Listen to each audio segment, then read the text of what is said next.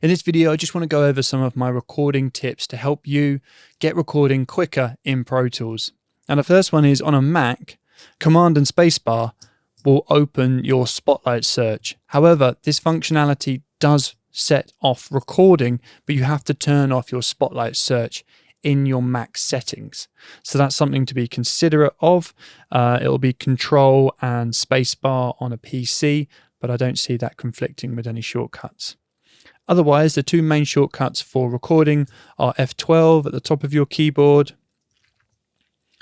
and you can press F12 to drop out of record. I'm in Quick Punch again, back in, and the other one is the number 3 on the numpad.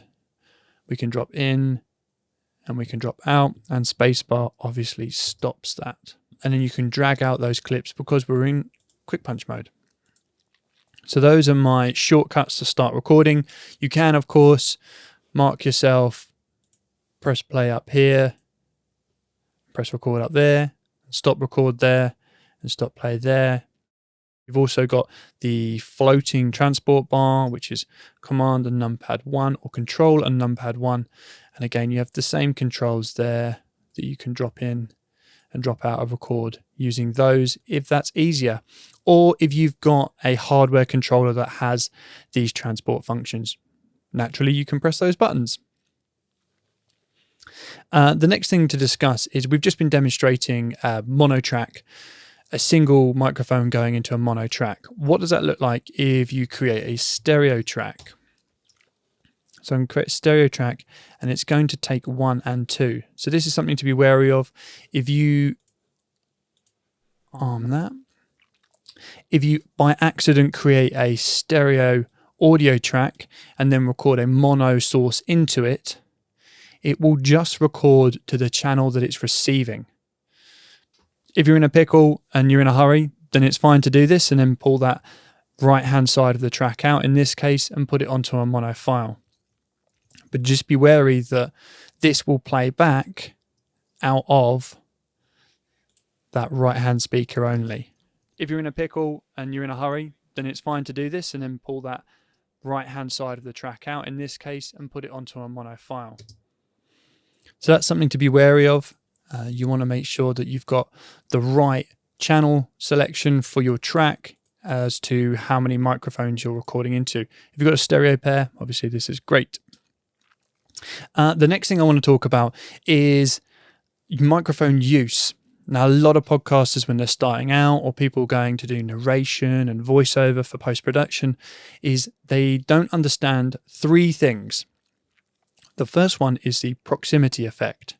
As you get closer to a microphone, it will naturally sound more bassy and warmer. And that's just the nature of the proximity effect. So that's something to keep in mind, that if you move further away from the microphone, you will lose a little bit of that presence. And as you move really close to it, you will get a different tone of voice. Obviously, this brings us the really nice, rich sound, but you've got to make sure that we stay in the same position to maintain that proximity effect to the way that we want, or move back if we don't want it. The next thing to think about is plosives, those popping P's, B's, sometimes even on T's, and that is a puff of air hitting the mic capsule and just distorting it a small amount.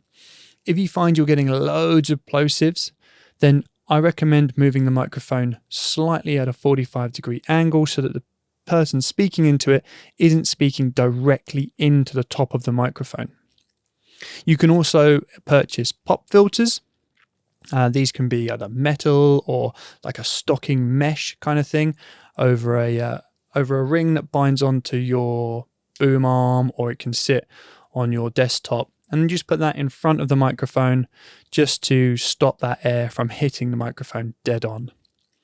And the final thing to consider if you're doing voiceovers or podcasts is don't sit too far away.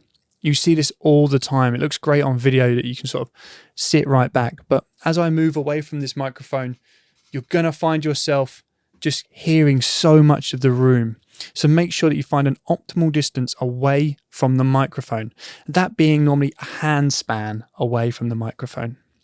So I hope that those help you.